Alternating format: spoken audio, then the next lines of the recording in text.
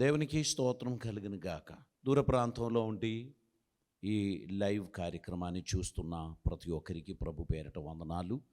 ఈ దినమందు మనము ధ్యానం చేసుకుంటూ వస్తున్నటువంటి 2వ పేతురు గ్రంథం 3వ అధ్యాయం దాని 15వ వచనాన్ని మనం ధ్యానం కొరకై చదువుచున్నాం. మరియు మన ప్రభు యొక్క దీర్ఘశాంతము రక్షణార్థమైనది అని ఎంచుకొనుడి.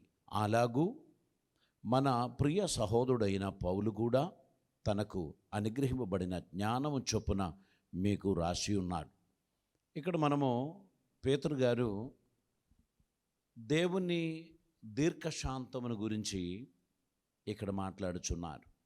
దేవుని దీర్ఘశాంతము రక్షణార్థమైనది అని తెలుసుకోండి. కొన్ని సందర్భాల్లో దేవుడు మౌనంగా ఉంటాడు. అది దేవుని చేతకానితనం కాదు. దేవుడు ఏదో ఉద్దేశపూర్వకంగా దీర్ఘశాంతముతో ఎదురు చూస్తున్నాడు. మనమందరము రక్షణ పొందాలని, మనమందరము దేవుని కృప పొందాలని, మనమందరం దేవునికి ఇష్టలుగా నడవాలని ఆయన మన ఎడల ఎంతో శాంతము లేక దీర్ఘశాంతము అని చూపిస్తున్నాడు. 14వ వచనం చదివితే, ప్రియులారా, వీటి కొరకు మీరు కనిపెట్టువారు గనక శాంతము గలవారై ఆయన దృష్టికి నిష్కళంకులుగాను నిందారహితులుగాను కనబడినట్లు జాగ్రత్త పడుడి. ఎందుకనగా మన ప్రభు యొక్క దీర్ఘశాంతం రక్షణార్థమైనది అని ఎంచుకొనుడి. పౌలు గారు కూడా దానిని గురించి అనేకసార్లు మాట్లాడిన విషయాన్ని పేతురు గారు జ్ఞాపకం చేసి దేవునికి తన ప్రజల విషయంలో ఉన్నటువంటి సహనమును గురించి అక్కడ తెలియపరుస్తున్నట్లు మనం చూస్తున్నాం. యెషయా గ్రంథంలోనికి మనం వచ్చినట్లయితే దాని 48వ అధ్యాయం దాని 9వ వచనాన్ని మనం చదువుతున్నప్పుడు, యెషయా గ్రంథం 48వ అధ్యాయం 9వ వచనంలో ఇశ్రాయేలీయులను ఉద్దేశించి దేవుడు మాట్లాడుచున్న ఆ మాట మనం చూస్తున్నాం. నేను నిన్ను నిర్మూలము చేయకుండానట్లు నా నామమును బట్టి నా కోపము మానుకొనుచున్నాను. ఇప్పుడు మనమైతే మరి ఎవరినో బట్టి వారిని బట్టి నేను పోనీలే అనుకుంటున్నాను, నా పిల్లలను బట్టి లేక నా తల్లిదండ్రులను బట్టి అని మనం అంటాం. దేవుడేమంటున్నారు? నేను నిన్ను నిర్మూలము చేయకుండా ఉండినట్లు నా నామమును బట్టి నా కోపము మానుకొనుచున్నాను. నా కీర్తి నిమిత్తము నా విషయంలో నన్ను బిగబట్టుకొనుచున్నాను. దేవుడు తన గురించి మాట్లాడుచున్నాడు. నా నామమును బట్టి నేను నిన్ను నిర్మూలం చేయటం లేదు. నా కీర్తి నిమిత్తము నీ విషయంలో నన్ను బిగబట్టుకొనుచున్నాను. అంటే పోనీలే, చూద్దాములే అని కాస్త సహనాన్ని చూపిస్తున్నట్లు చెప్తున్నారు. దాని కింది వచనాలు కూడా చాలా అద్భుతమైనటువంటిది.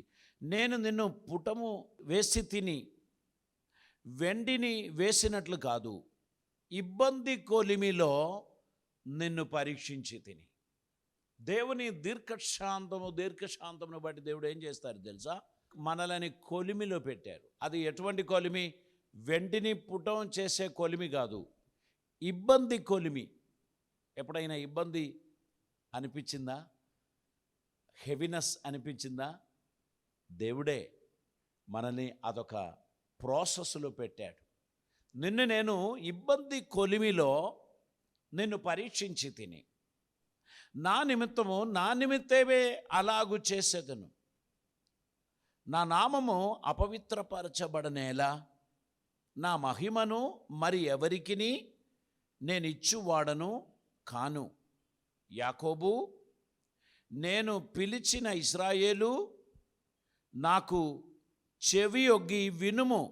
నేనే ఆయనను, నేను మొదటివాడను కడపటివాడను. నా హస్తము భూమికి పునాది వేసెను. నా కుడి చెయ్యి ఆకాశ వైశాల్యములను వ్యాపింపచేసెను. నేను వాటిని పిలువగా ఒకటి తప్పకుండా అవన్నీ నిలుచును. మీరందరూ కూడి వచ్చి ఆలకించుడి. వాటిలో ఏది ఈ సంగతి తెలియజేయును? యెహోవా ప్రేమించువాడు ఆయన చిత్త ప్రకారము బబులోనుకు చేయును. అతని బాహుబలము కల్దీల మీదికి వచ్చును. ఇక్కడ కిందికి చదువుచున్నటువంటి వచనాలన్నిటిలో దేవుడు ఏమంటున్నారు? తనకు సాటి అయిన వారొకరు లేరు, దేవునికి సలహాదారుడు మరొకడు లేడు. వారు చెప్పినందుకు నేను ఊరుకున్నాను, వారు బతిమాలినందుకు నేను పోనీలే అనుకున్నాను అని కాదు. నా నామమును బట్టి, నన్ను బట్టి అని తెలియపరచు మాటలు మనం చూచినట్లయితే దేవుడు తన ప్రజల ఎడల ఎంత దీర్ఘశాంతం కలిగి ఉన్నాడు.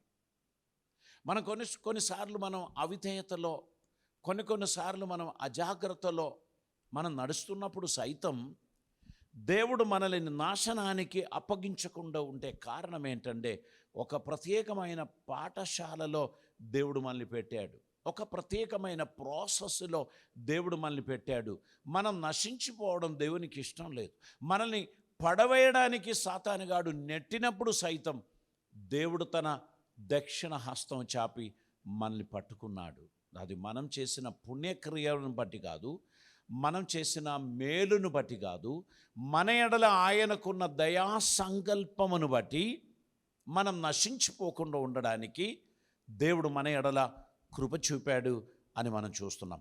యెహెజ్కేలు గ్రంథంలోనికి మనం వచ్చినట్లయితే దాని యొక్క 20వ అధ్యాయం, యెహెజ్కేలు గ్రంథం దాని 20వ అధ్యాయం దాని 17వ వచనాన్ని మనం చదువుదామండి. యెహెజ్కేలు గ్రంథం 20వ అధ్యాయం 17వ వచనం. అయినను వారు నశించిపోకుండానట్లు వారి యందు కనికరించి అరణ్యంలో నేను వారిని నిర్మూలము చేయకపోతిని. ఇది ఎవరికి చెప్తున్నారు తెలుసా? ఐగుప్తు నుంచి బయలుదేరిన సీనియర్స్ను గురించి జూనియర్స్కి చెప్తున్నారు.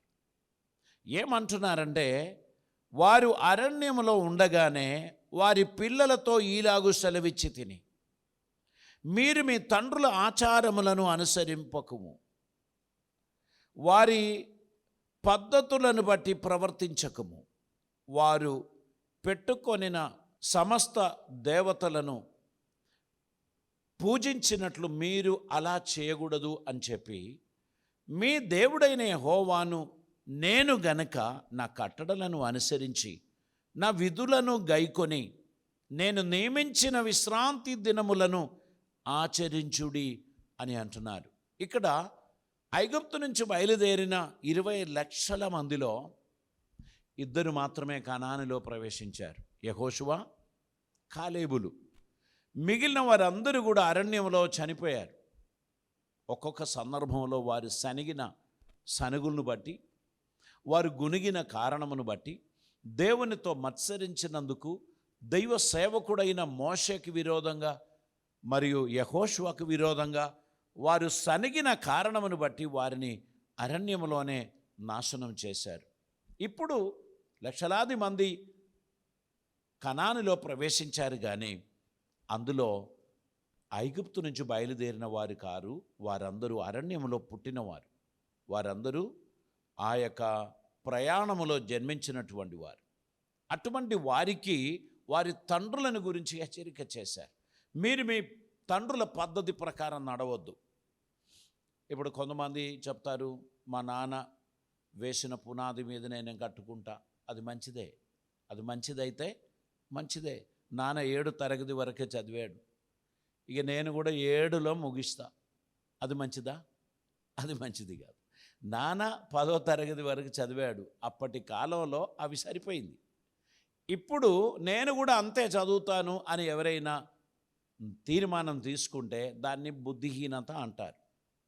నాన్న చదవకపోయినా నా కుమారుడు ఎంతో చదవాలని పీజీ వరకు చదివించడానికి ఆ తండ్రి ఇష్టపడతాడు. ఆయన కష్టపడి సంపాదించిన ఆస్తిని అమ్ముకొనైనా కుమారుని ఈ పరిస్థితులను బట్టి చదివించాలి అనేటువంటి ఒక నిర్ణయము ఆ తండ్రి తీసుకుంటారు. సో మనం కొన్ని కార్యాలు తండ్రులను ఫాలో చేయాలి, మరికొన్ని కార్యాలు మనం తండ్రులను దాటిపోవాలి. ఏ విషయంలో? భక్తి విషయంలో. భక్తి విషయంలో మన తాత ముత్తాతలు ఆచరించినదే సత్యము అని కాదు, దేవుడు మీకిచ్చిన జ్ఞానమును బట్టి మీ పర్యవేక్షణలో మీకు అర్థమైనటువంటి విషయాలు గ్రహించి మీరు ముందుకు పోవాల్సినటువంటి అవసరత ఉంది.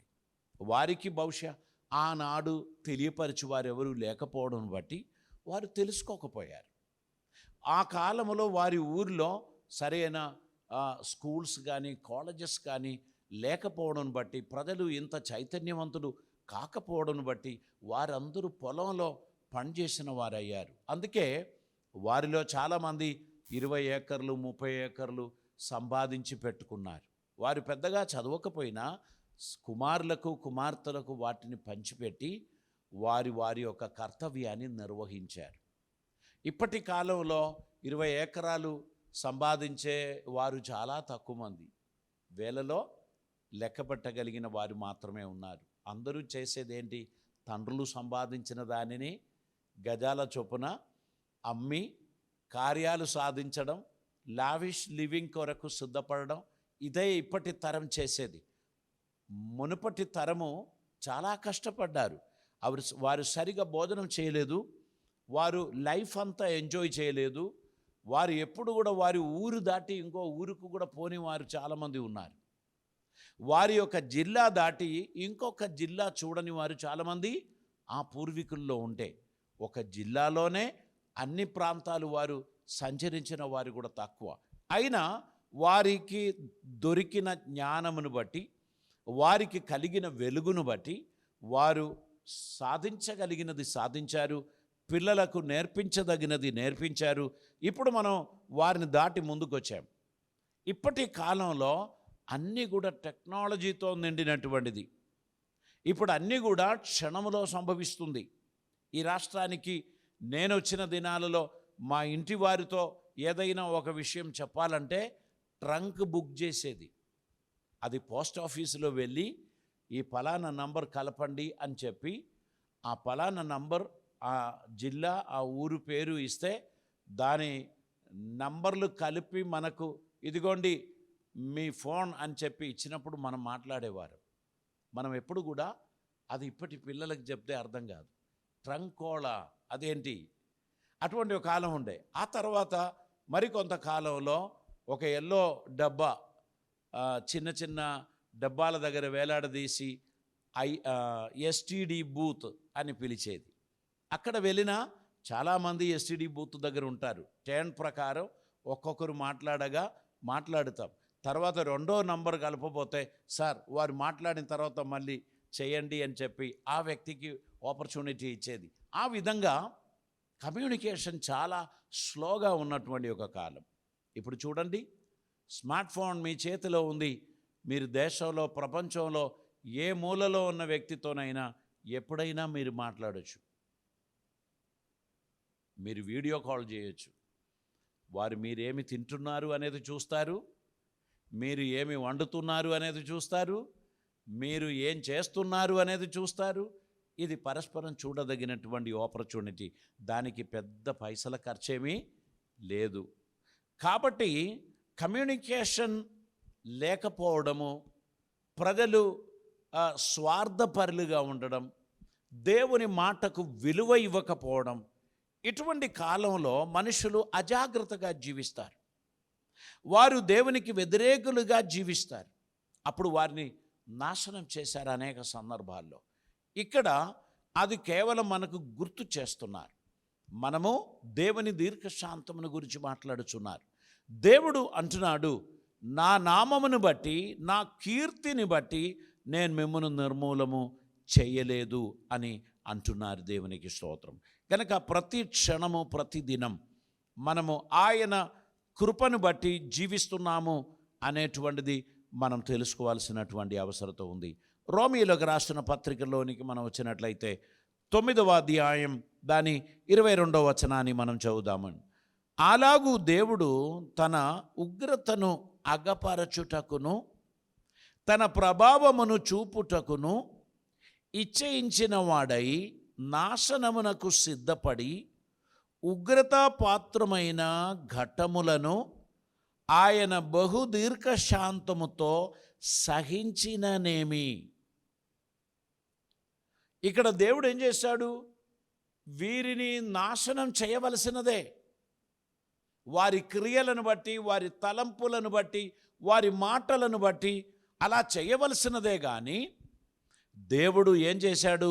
తన దీర్ఘశాంతమును బట్టి వారిని సహించారు. మరియు మహిమ పొందుటకు ఆయన ముందుగా సిద్ధపరచిన కరుణాపాత్ర ఘటముల ఎడల, అనగా యూదులలో నుండి మాత్రముగాక అన్యజనులలో నుండి ఆయన పిలిచిన మన ఎడల తన మహిమైశ్వర్యము కనపరచవలనని ఉన్ననేమి, ఆ ప్రకారము నా ప్రజలు కాని వారికి నా ప్రజలనియు, ప్రియురాలు కానిదానికి ప్రియురాలనియు పేరు పెట్టుదును. మరియు జరుగున ఏమనగా, మీరు నా ప్రజలు కారని ఏ చోటను వారితో చెప్పబడనో ఆ చోటనే జీవమగల దేవుని కుమారులని వారికి పేరు పెట్టబడును అని హోషేయలో ఆయన చెప్పుచున్నాడు. ప్రజలు కాని వారిని మీరు నా ప్రియమైన కుమారులు అని పేరు పెట్టబడుదురు అని అంటున్నారు. దేవుడు మన ఎడల చూపిన ఈ ప్రేమకు బదులుగా మనం ఏమిచ్చాము? మనం ఆయనకు కృతజ్ఞత తెలియపరిచి ఆయన సన్నిధిలో వినయములతో మనం జీవించటం తప్ప దేవుడు మన దగ్గర ఏమీ ఆశించడం లేదు. దేవునికి విధేయత చూపించడం, దేవుని సన్నిధిలో మనము ఆయనకు ప్రియమైన బిడ్డలుగా నడవడానికి తగినట్లు మన జీవితాన్ని మనం సమర్పించాలని దేవుడు కోరుచున్నారు. ఈ సమయంలో 1 పేతురు గ్రంథం 3వ అధ్యాయం దాని 20వ వచనం కూడా మనం చదువుదామండి. అక్కడ మనం ఇలా చదువుచున్నాము. దేవుని దీర్ఘశాంతము ఇంకా కనిపెట్టుచుండినప్పుడు పూర్వము నోవాహు దినములలో ఓడ సిద్ధపరచుచు ఉండగా అవిధేయులైన వారి యొద్దకు, అనగా చెరలో ఉన్న ఆత్మల యొద్దకు ఆయన ఆత్మరూపిగానే వెళ్ళి వారికి ప్రకటించెను. ఆ ఓడలో కొందరు, అనగా 8 మంది నీటి ద్వారా రక్షణ పొందిరి. దానికి సాదృశ్యమైన బాప్టిస్మం ఇప్పుడు మిమ్మను రక్షించుచున్నది.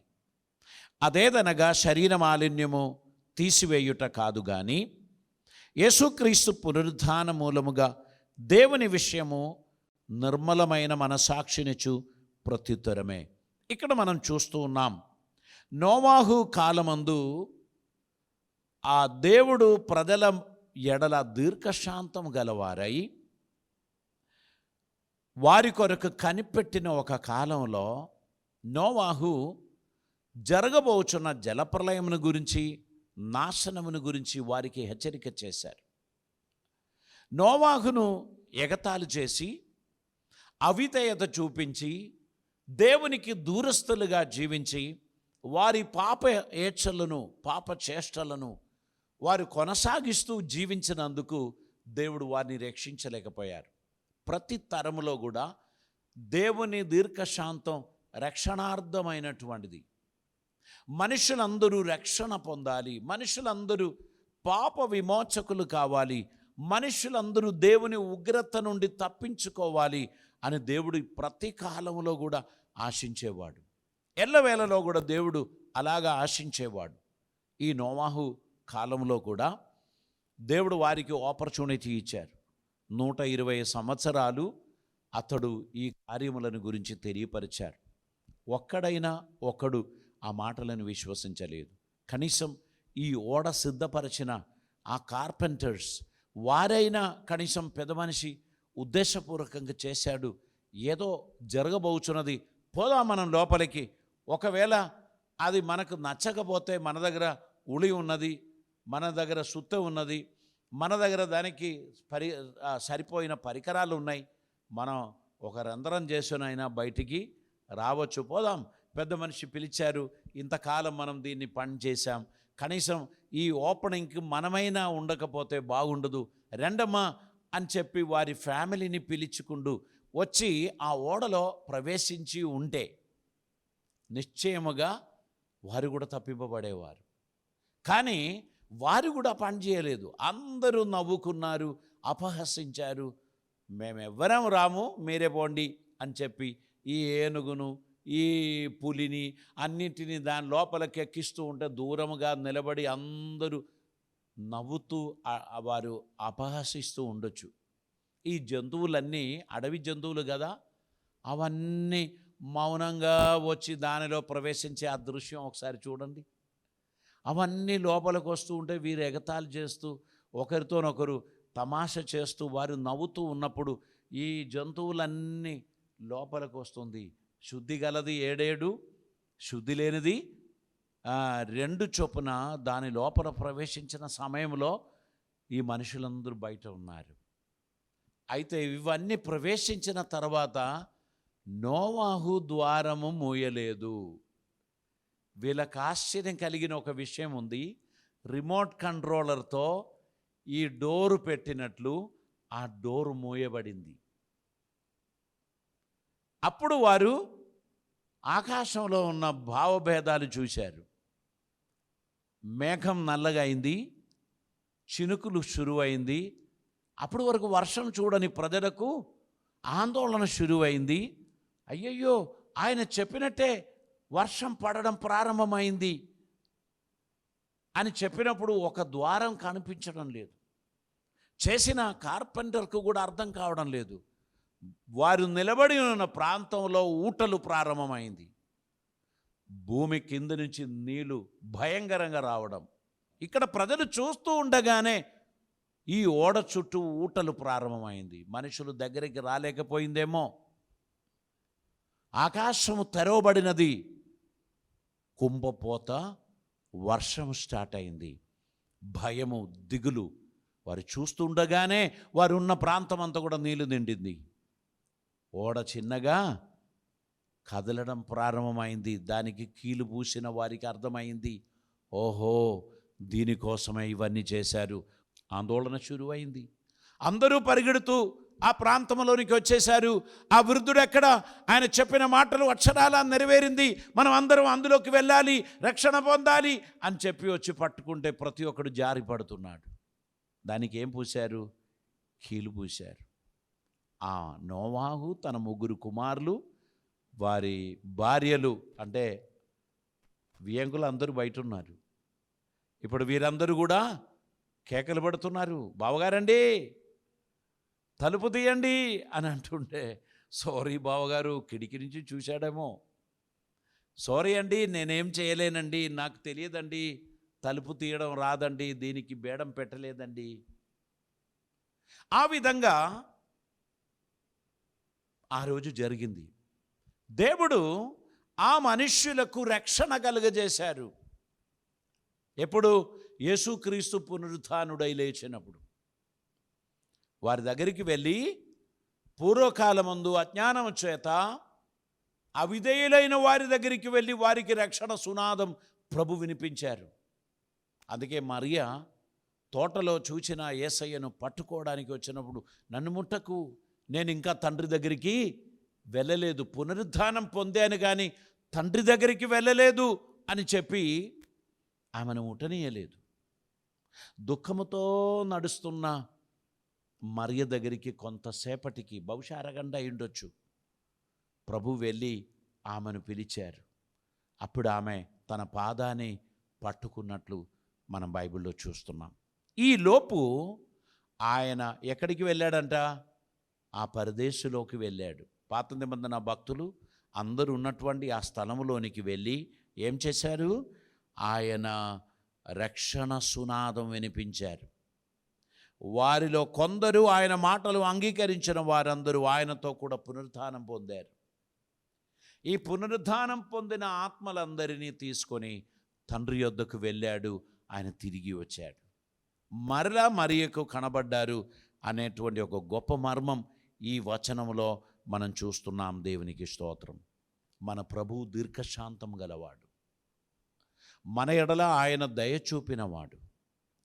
ఆయన మనకు ఇవ్వవలసిన శిక్ష పాత నిబంధనలో ఉన్నటువంటి వారికి ఇచ్చినట్లు ఇస్తే ఈరోజు మనలో ఒక్కరు కూడా బ్రతికి ఉండేవారు కాదు.